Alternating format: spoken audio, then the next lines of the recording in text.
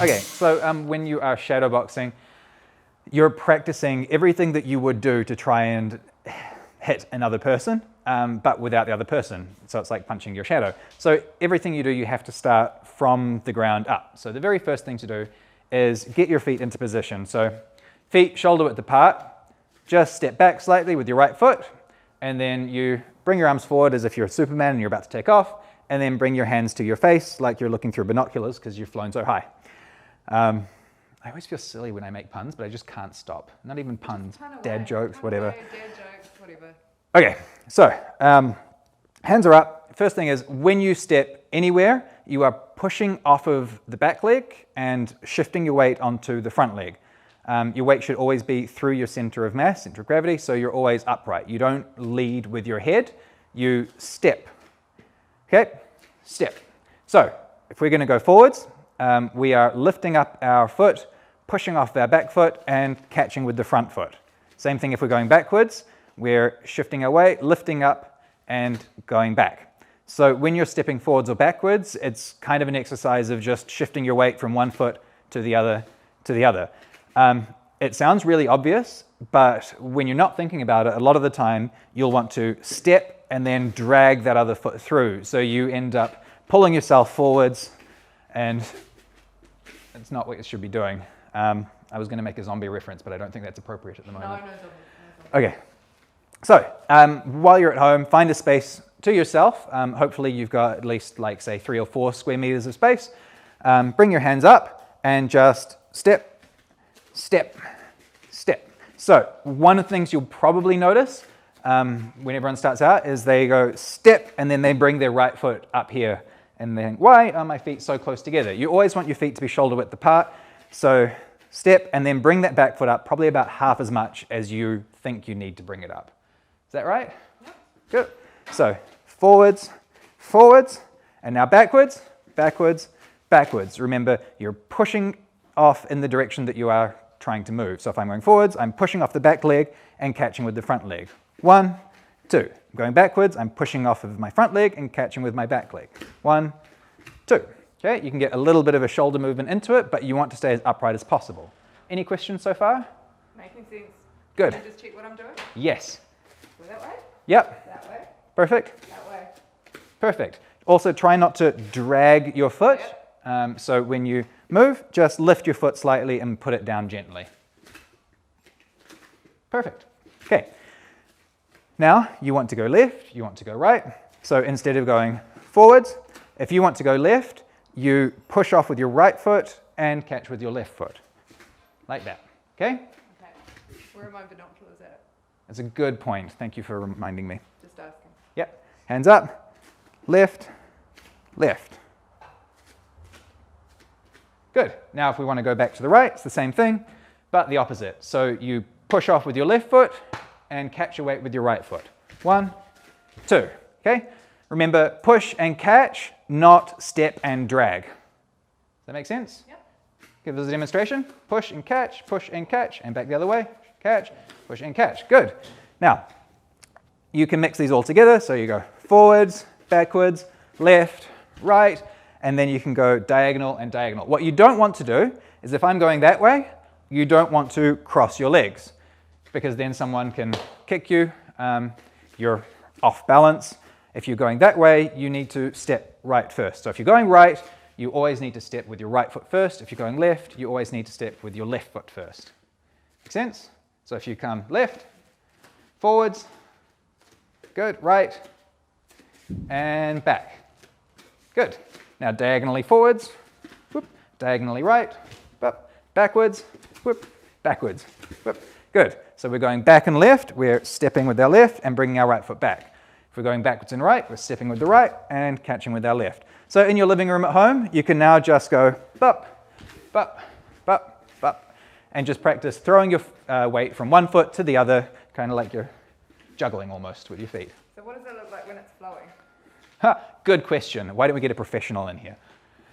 Forwards, backwards, left, right, moving around, bup, bup, get your shoulders into it, bup.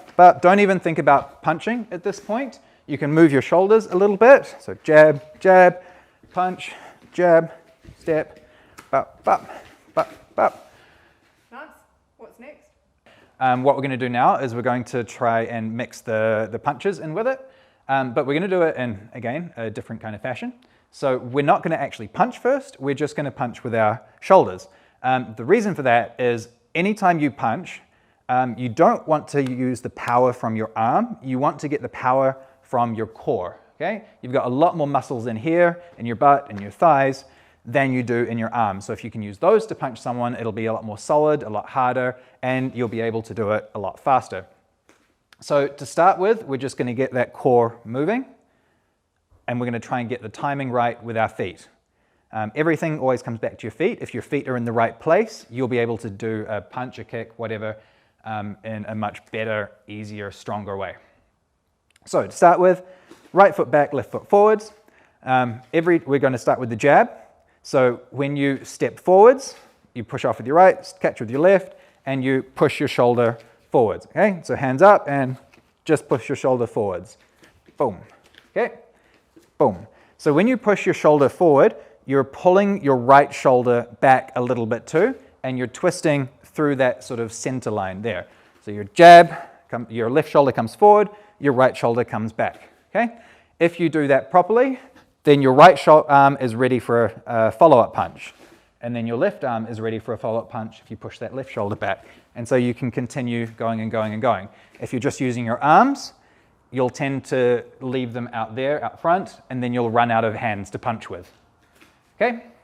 So, I'm going to face you. perfect. Just the jab first. So step and jab. Step and jab. So you're stepping and pushing your shoulder, left shoulder forward, right shoulder back. Twist through your core. Don't let your hip come over like that, so you're not jabbing like that. Your hips should be square the whole time. Jab, jab, okay? Then you bring the right into it, so jab, punch. Every time you punch, try to also stomp the ground just a little bit. So stomp, stomp, stomp, stomp, stomp, stomp. Perfect. Demonstrate again for us, please. Feeling awkward. Me too, but that's fine. It's virus time. We're all making sacrifices.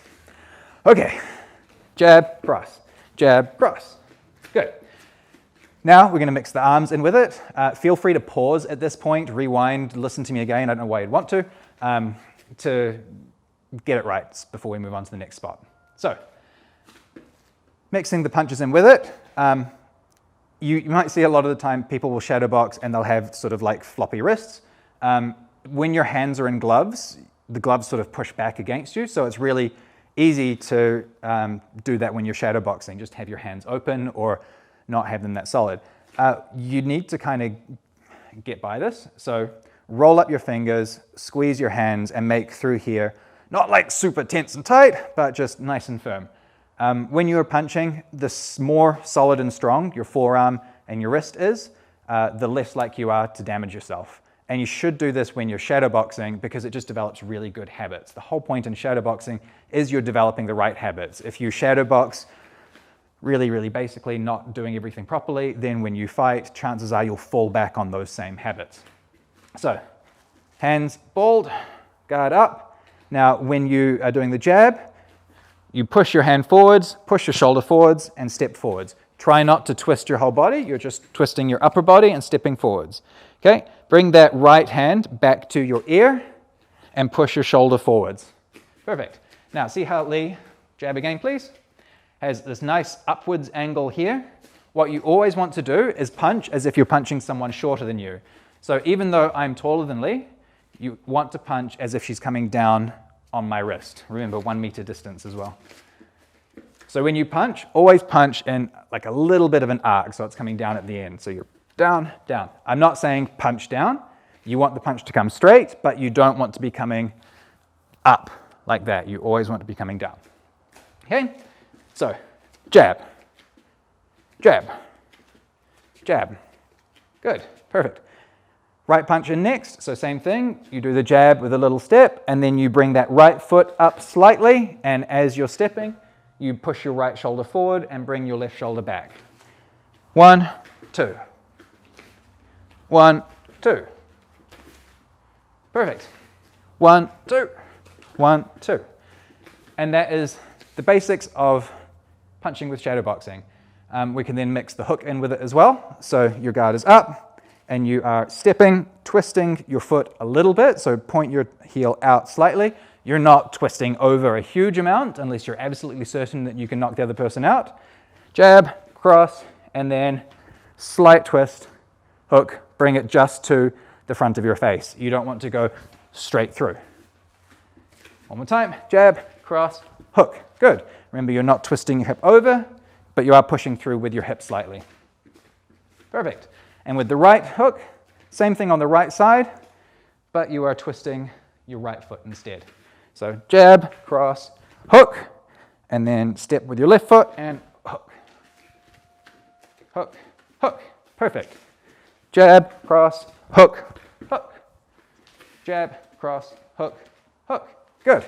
When you're doing the hook, try to resist the temptation to come all the way out here. We call that telegraphing, and it's a sure sign to your opponent that you're going to punch them in the side of the head. You don't want them to know that, so try and keep it as nice and tight a movement as possible, not way out to the side. Okay, one more time. Jab, cross, hook, hook. Jab, cross, hook, hook. Good. And lastly, with the uppercut, it's really, really common to see an uppercut come down and up like a big digger scoop. Like that's fine if you're aiming to come up under the person's chin and straight up into the sky that way. But again, you will be letting the other person know that that is what is coming, and it gives them a lot of time to just step to the side and avoid it. So with the uppercut, again, you want to get your body behind it. You don't just want it to be your arm swinging. You want to be pushing through with your hip and your body. So your hands are up, little step, squat a little bit, and then push up with your hips. Notice how my hand goes from here, comes down a little tiny bit, maybe to the bottom of my chin, and then straight up and through. Yep. So if you are coming up this way, what you're doing is you're coming up through here. What you want to do is you want to go straight through that way. Okay? It's really hard to uppercut myself. If I stand here, so if I uppercut this way, it might hit the bottom of Lee's chin and it might knock her head back. If I uppercut straight through, she has to do a lot more moving to get out of the way. So we now have jab, cross, hook, hook, a little bit of a squat and push through with the uppercut. Same thing on the right side, bit of a squat and push through with the uppercut. It helps as well for power if you squeeze your butt cheeks. So tense the gluteals. Jab, cross, hook, hook, uppercut, uppercut. Cool. Now, if you make sure you're stepping every time you punch. So left step when you left punch, right step when you right punch. Jab, cross, hook, hook, uppercut, uppercut. You can now walk around your living room, up and down your stairs, down the hallway, just punching, punching, punching. Say it freestyle? You knew you were going to say that. I know. I'm watching. But just make like casual noises to yourself. Yeah. Hup, hup, hup, hup. The reason I am making noises every time I punch is because what you want to get into the habit of doing is breathing out every time you punch. So normally you would go or hup, hup, hup, depending on like who you are and what noises you like to make. It helps keep you in time. It also means that if you do get hit at some point, you're breathing out. So even if you don't see it, you're not going to get winded. Any questions? Go to any questions? Cody, show us the freestyle, mate. Yep, your turn. That's good. Okay, so the idea is I want to be pointing my shoulders for every punch that I'm doing, yeah? Yes, but what are you defending right now? Where are your hands? So from here? Yes, you don't want to be protecting your nipples? No, absolutely. Okay. And why don't I want my guard down here? Well, actually, I don't know. You might really like your nipples, Yeah. but if you're protecting your nipples, you're generally not protecting your face. Yeah, exactly. Yeah, This and is the important thing, right? your face is your moneymaker. Yeah. Great. The idea is, so I want to be keeping my guard up tight, Yes? and the key with turning the shoulders is what it ends up doing is this shoulder protects this side of your jaw. This is your knockout, your pivot point, right? Yep, so if you So, get hit in the same jaw, place? you get knocked out. Yeah. So you get that swing? Yeah. Can I point out one thing? So way at the start of the video, you might not have been watching, Yeah. I told everyone to have a strong, tense hand. Okay. So you're automatically coming in with your hands open Right. and you're doing really loose hand punches. Yeah, yeah. If you were to punch me in the chin like that, you're probably more likely to hurt your Right, hand hands, right, than my so chin. it's really important to keep that really Keep tight, everything right? through here strong. Yep. This is the battering ram part of your arm. Yep. And the power comes from your torso and your shoulders. So you're doing the movements right, but you just need to keep that solid. Right, and we're just going straight forward, yeah? Yep, perfect. Stepping forward, hook, hook. Good. And make sure that you do every single movement as if you were fighting. So if you're looking down at the ground and you're just that's not how you would fight someone. You Right. wouldn't come at me going, oh, yeah, let's go. Right? So the idea is You look forwards and you go, okay, Shadow, I'm going to punch you. That's how I would normally punch you. Yep. Absolutely. Right, Good. and just keep it tight. Perfect. All right, you can stop showing off now. Yeah, just like that one. And that's what we're all Brilliant. going to be like after 4 weeks. Yeah. Excellent. Exactly. All right, so that ends part 2 of Shadow Boxing Basics. Thanks for tuning in. Like, subscribe, help out in your neighborhood. Be kind. Yep. Nice stuff. Thanks for watching this video. We hope you enjoyed the content. If you have any ideas or any suggestions on things that you want to work on specifically, please leave your comments down below in the comments section so that we can upload that content for you. Let me in my zone, please don't let me in.